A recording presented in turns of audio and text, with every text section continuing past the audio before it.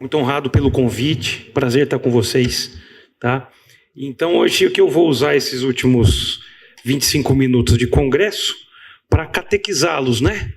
Ninguém que está aqui não se interessa, ao menos um pouco, por cardiologia. E isso nos deixa muito contentes, tá? A gente vai trocar o QR Code um pouquinho pela voz, ok? Eu vou pedir a participação de vocês em alguns momentos. Nesses 25 minutos, eu vou tentar colocar para vocês em prática um pouco do que o professor Múcio realizou com a Nossa Senhora Fulana, né? E mostrar para vocês o que acontece quando a gente não consegue implementar as terapias baseadas em guidelines, baseadas em evidências. Ok? Então vamos lá. A dona Fulana envelheceu um pouquinho. Aposentou aqui em São Paulo e foi para o interior de São Paulo. Tá? Hoje a dona Fulana tem 75 anos. É viúva, o marido já tinha falecido há 30 anos. Tem 5 filhos, a Elisângela, que é a mais nova, acompanha na consulta. A dona Fulana é de Muzambinho. Tá? E morou em Indaiatuba por 37 anos. Veio para São Paulo ser consultada pelo Dr. Múcio e retornou ao interior do estado. E ela voltou a ter os mesmos sintomas que o professor Múcio tinha falado para nós. Quais sejam? Falta de ar, inchaço nas pernas há 4 meses. Ela voltou mais recente, né? Tinha fugido por 2 anos, agora o tempo de retorno ficou um pouquinho mais próximo, Dr. Múcio. A consulta no interior ela é mais barata. Vamos lá. Os sintomas eram sintomas congestivos, como quase 80% dos pacientes com IC e fração de ejeção reduzida ainda têm, tá? De antecedentes, a gente já sabe que ela tinha o cateterismo cardíaco, que não tinha evidenciado angiotomo, que não tinha evidenciado doença coronariana. Ela se apresentava agora com 13/8 de pressão, saturação de oxigênio de 96%, bem perfundida, mas novamente com estase jugular, nesse momento com um sopro sistólico no foco mitral, crepitações pulmonares bilaterais, hepatomegalia dolorosa e edema de membros inferiores, 3 cruzes em 4. Ela tinha passado na unidade básica de saúde da sua cidade e vinha mantendo nesse momento, afinal, ela tinha melhorado o coração. Fração de ejeção que ela trazia para o colega era de 44%. Pois então, vamos desescalonar essas medicações e vamos manter só o que é necessário para ela. E ela chegou de novo com Carvedilol, 12,5 miligramas uma vez ao dia, um comprimido de Lasix, espironolactona e Puran T4, 125 microgramas. E aí, pessoal, o que vocês acham desse tratamento? Quem se atreve a nos ajudar aí? Vocês viram todo o quarteto fantástico mostrado pelo Dr. Múcio. Ela está com subdose de beta-bloqueador, está com espironolactona, não tem mais um vasodilatador no jogo, nem ECA, nem BRA, nem sacubitril/valsartana, e muito menos DAPA ou empaglifosina. A partir do momento em que a gente consegue recuperar o ventrículo de um paciente, a gente tem uma evidência, mesmo que pequena, é um estudo único, que mostra que os pacientes que recuperaram fração de ejeção e suspenderam terapia tiveram redução ou piora da insuficiência cardíaca em 44% das vezes. Esse estudo é um estudo britânico chamado TREAD-HF. Então a gente precisa, até agora, até esse momento, manter a terapia farmacológica dos nossos pacientes. Olha o raio-x de tórax que a senhora Fulana nos aparece aqui. Né? O aumento de área cardíaca é importante, congestão parilar, né? Já um borramento de seios aí costofrênicos bilateral, e o eletrocardiograma dela, apesar de ainda sinusal, mostra um desvio do eixo elétrico para a esquerda e um bloqueio completo do ramo esquerdo, intuindo uma piora da doença ventricular.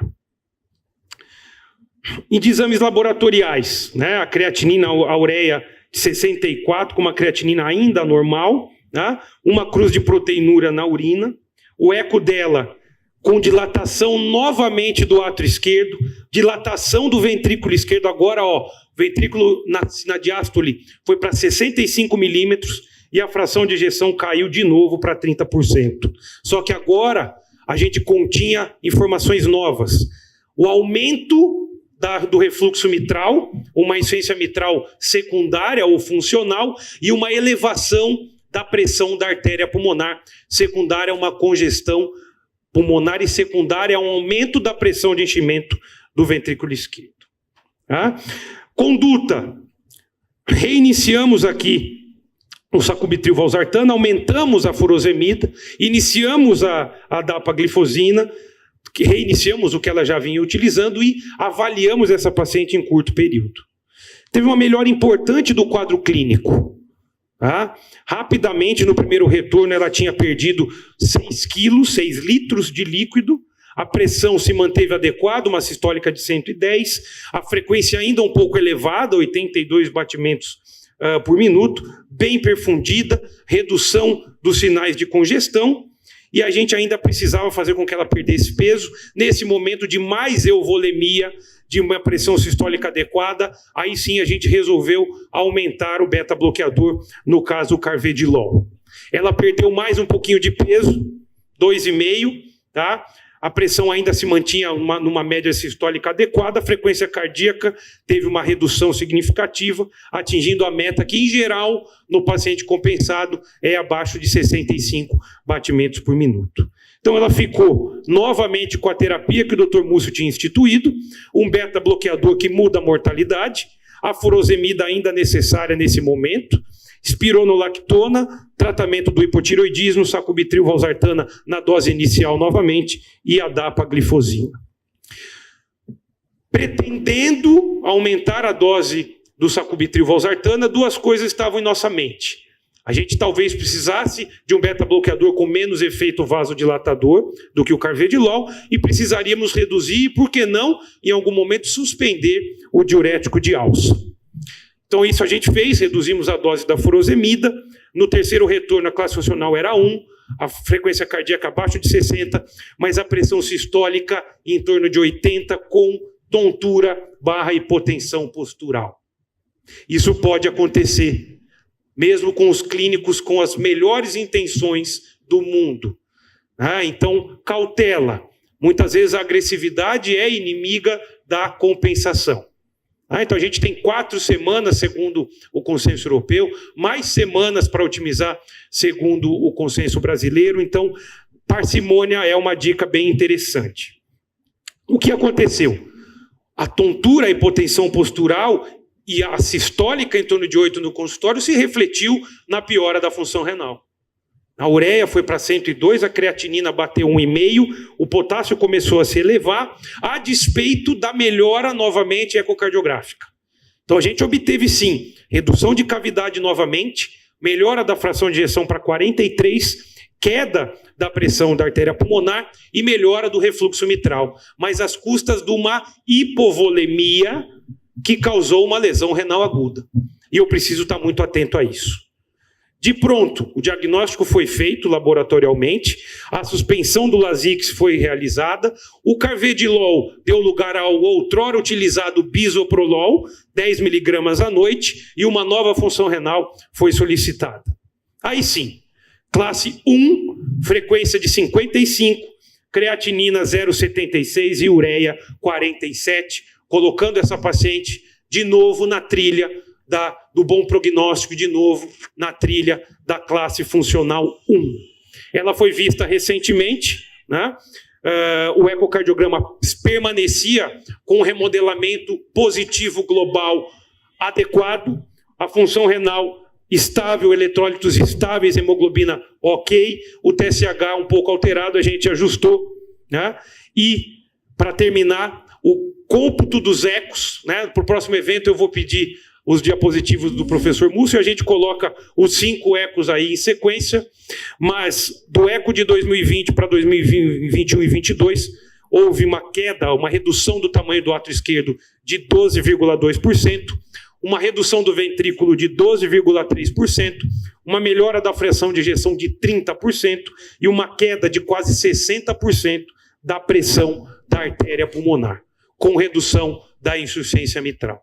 Então acreditem, o Quarteto Fantástico hoje tem um poder de remodelamento, que em algumas séries tem sido descritas como 21%, 25%, em algumas séries mais do que isso. Tá? A gente, claro, tem preditores de remodelamento em que vários centros estão trabalhando hoje, mas acreditem no potencial e mantenham a terapia até que a literatura continue nos provando que precisa ser mantida ou dificilmente nos prove o contrário. Perfeito? Ok? Deu para fixar o tratamento farmacológico e o conceito do remodelamento? Então, o fechamento do caso 1, para vocês levarem para casa. Primeiro, perfil com gesto é a forma mais comum de apresentação. No mundo inteiro, no pronto-socorro e nos nossos consultórios/ambulatórios. Ok? A importância do tratamento farmacológico guiado por evidências nunca foi tão grande para a redução de morte súbita e para a redução de óbito por falência de bomba e agora para remodelamento ventricular. Nunca se esqueçam, coração e rins caminham juntos. Se o seu coração está congestionado, o seu rim também estará. Se o seu ventrículo esquerdo ejeta pouco, o seu rim receberá pouco sangue. Perfeito? Otimização terapêutica nem sempre é inócua. Então eu posso ter instabilidade hemodinâmica, eu posso ter instabilidade eletrolítica, então é mandatório que eu tenha esse paciente na mão, nem sempre a gente consegue, a aderência nem sempre é o que a gente precisa que seja, mas eu preciso ter esse paciente ao meu redor quanto mais precocemente possível. E acreditem no remodelamento cardíaco, ele é real. Perfeito? Segundo caso, paciente jovem, 34 anos, negra, natural e procedente de São Paulo, doméstica, casada, 3 filhos, multípera, ensino fundamental incompleto, católica. Essa paciente deu entrada no pronto-socorro de hospital público aqui da cidade, com queixa de falta de ar há 8 dias e dor abdominal há 5 dias. Bem pontual a queixa de duração dela. Tá? Previamente assintomática, foi admitida com dispneia aos esforços, progredindo para mínimos esforços, associada a uma dor abdominal inespecífica, difusa, com náusea, sudorese e mal-estar geral. Referia tosse seca, inchaço nas pernas, principalmente no período vespertino. Não tinha febre, calafrio ou sensação febril, não tinha queixa de angina ou palpitação, tinha apresentado um óbito neonatal, estava no 3º mês de puerpério. História negativa para eclâmpsia ou hipertensão prévia, não tinha estigmas ou história de febre reumática que pudesse induzir a uma etiologia de válvula reumática, não fumava, não bebia, não tinha diabetes, usava omeprazol 20 mg que tinham passado para ela em uma UPA por conta das dores abdominais. Pai falecido aos 42 anos por causa cardíaca, SIC, parada cardíaca, né? Difícil alguém não falecer disso, né? Desde a história da humanidade, mas a gente tem que ser mais criterioso, principalmente por quê? Porque a etiologia é cada vez mais fundamental. Parada cardíaca, minha querida, sim, mas espera um pouquinho. Ele morreu em casa, morreu no hospital. Ele já tinha ponte de safena ou não? Ele tinha marca-passo ou não? Alguém mais da sua família tinha problema de coração? Ah, a minha mãe tratava de coração inchado no INCOR, lá nas clínicas, né? Como dizia a dona Irã, né, professor? A situação está cínica. Os mais piores vai para as clínicas. É isso aí. E o irmão falecido por edema pulmonar. Então havia potencialmente uma história de cardiomiopatía não tão bem apurada até esse momento. O exame físico dela chamava atenção. Pressão sistólica de 9/6, hipocorada, hipoativa, com uma pele fria, úmida e pegajosa, estase jugular bilateral, crepitando base, tá? Uma presença de sopro audível de B3, terceira bulha, na ausculta, mas ela tinha um abdômen globoso, flácido, com o rebordo costal, o fígado palpável a 10 centímetros do rebordo costal e muito doloroso a palpação, principalmente em ponto vesicular. E o edema simétrico de membros inferiores, uma cruz em 4.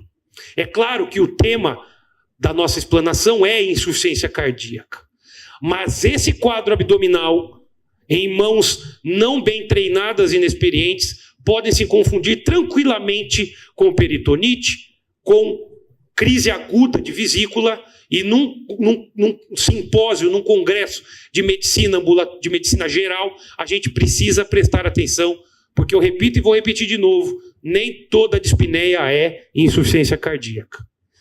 Já tinha um grau de aumento de elevação de ureia, enzimas, marcadores de necrose positivos, troponina positivo, que não significam um quadro de síndrome coronariana aguda quando há descompensação da IC.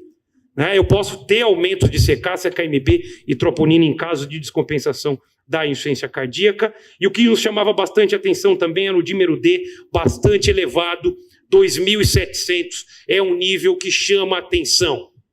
Então, obrigatoriamente, para essa paciente, eu precisaria afastar diagnósticos diferenciais. Sorologia negativa para Chagas, urina proteinúrica, um lactato um pouco elevado, uma saturação venosa de O2 ainda legal. Então, as hipóteses feitas naquela época, naquele pronto-socorro, é de uma IC descompensada, alguma miocardiopatia. Precisamos afastar o tromboembolismo pulmonar, alguma doença de vias biliares associadas e um quadro de pneumonia. Ah, doutor Flávio, ninguém pensaria em pneumonia nesse caso, Será que não? Eu vou mostrar o raio-x para vocês, que é geralmente o que a gente valoriza mais, e a gente vai poder discutir depois. Um eletrocardiograma, nesse momento, mostrando taquicardia, tá? Mostrando perdas de forças septais na parede anterior e mostrando um padrão de strain, de sobrecarga ventricular esquerda, V5 e V6, principalmente. Não é um eletrocardiograma totalmente diagnóstico, mas ele está longe de ser um eletrocardiograma normal. Bom, quadro clínico evolutivo dela satura bem, tem critérios de Wells de baixa probabilidade, fatores confundidores para o dímero D, como gestação recente e puerpério. Provavelmente o grupo de residentes naquele momento não pontuou muito para tromboembolia pulmonar. Doença biliar. Ok, tinha a função provas hepáticas alteradas, dor, mas a congestão venosa hepática, a hepatomegalia justifica o quadro clínico, associado até a uma hipoperfusão hepática. Então, o fígado sofre de duas maneiras, de congestão e de hipoperfusão. Broncopneumonia, parece bobeira, mas na grande maioria das unidades de atendimento ao pronto-socorro, com esse raio-x, ela receberia levofloxacina até a dúvida ser sanada. E a gente tem que reverter esse quadro. A grande quantidade de broncopneumonias na emergência que são tratadas com furosemida. Vejam só. Uma área cardíaca globalmente aumentada, o chamado sinal de Pala, que é o abaulamento do tronco da artéria pulmonar, e um quadro de congestão mais proeminente do lado direito, aí sim, com critérios aí de derrame pleural direito. Tá? Então, pneumonia não, após esse raio-x, muita gente pensaria em um processo inflamatório infeccioso na base direita. Conforme ela adentrou a nossa unidade coronariana, a terapia intensiva, o ecocardiograma foi feito, uma dilatação grande do ventrículo esquerdo, com disfunção de VD, o átrio esquerdo também muito elevado, nesse corte do eco no transversal 4 câmaras, no longitudinal transversal, e a fração de ejeção de 22%, com uma hipocinesia difusa, já uma diástole com padrão restritivo e uma insuficiência mitral bem significativo, um refluxo mitral muito importante. Essa paciente, no exame físico, ao contrário da senhora fulana, tinha pele pegajosa, úmida, sinais de rebaixamento do sensório, uma sistólica em torno de 90, demonstrando ou denotando sinais de baixo débito cardíaco. 18% dos casos são relacionados a baixo débito na apresentação da IC. Ainda bem. Senão, nosso sistema de saúde público e privado não toleraria mais tratar, porque o custo seria muito elevado. Essa paciente recebeu inotrópico, recebeu diureticoterapia endovenosa, recebeu um conjunto inicialmente de nitroprussiato de sódio, ela foi vasodilatada do ponto de vista arterial, numa terapia intensiva, bem monitorizada, e esse nitroprussiato, depois de estabilizada, deu lugar ao captopril de maneira progressiva, de acordo com a função renal, associado à enoxaparina, que a gente não tinha muita segurança em relação ao risco de trombofilia dessa paciente, e ela estava no 3º puerpério. O diagnóstico etiológico seria bastante para o caminho de uma cardiomiopatia periparto, e a gente sabe que nesses casos o risco agudo de tromboembolismo é bastante elevado. Fomos até o diagnóstico etiológico realmente com a ressonância nuclear magnética, que afastou realce tardio, afastou a presença de miocardite escancarada, de um quadro de miocardite viral hiperagudo, e afastou também outras doenças de componente genético que têm marcadores que são passíveis de diagnóstico na ressonância nuclear magnética. Então, a etiologia, nesse momento, a gente com calma, depois no ambulatório, afastaria a doença isquêmica com um teste de imagem, tipo angiotomografia ou cinecoronarografia. A doença hipertensiva, já que não há realce tardio, teve que ser afastado, mas a história clínica dela não era essa.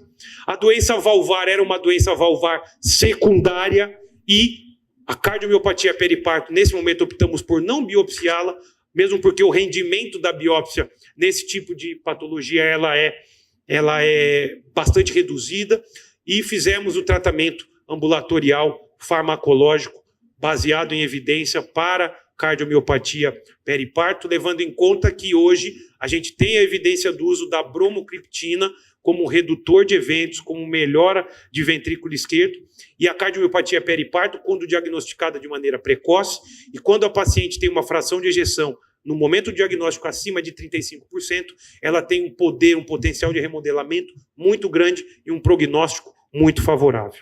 Então, do caso 2, o que a gente precisa tirar de lição nesses últimos 2 minutos?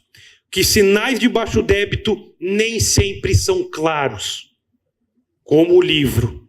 Então, sintomas cutâneos, sintomas abdominais, gastrointestinais de baixo débito, né, têm que ser valorizados por todos nós.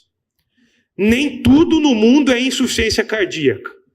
Dr. Múcio e eu, a gente trabalha mais de 95% do nosso tempo com disfunção, mas nem sempre. A gente precisa lembrar de diagnósticos diferenciais, a gente precisa lembrar que síndrome nefrótica existe, a gente precisa lembrar que tromboembolia pulmonar existe, a gente precisa lembrar que DPOC e asma descompensadas existem, a gente precisa lembrar que Covid não acabou. A gente teve um aumento de 17% dos casos noticiados hoje, a gente não sabe se a gente vai ter mais um pico ou não, né? Então a gente precisa estar atento. Sintomas gastrointestinais são comuns, eu repito, e o uso de inotrópicos e vasodilatadores endovenosos são necessários em casos selecionados.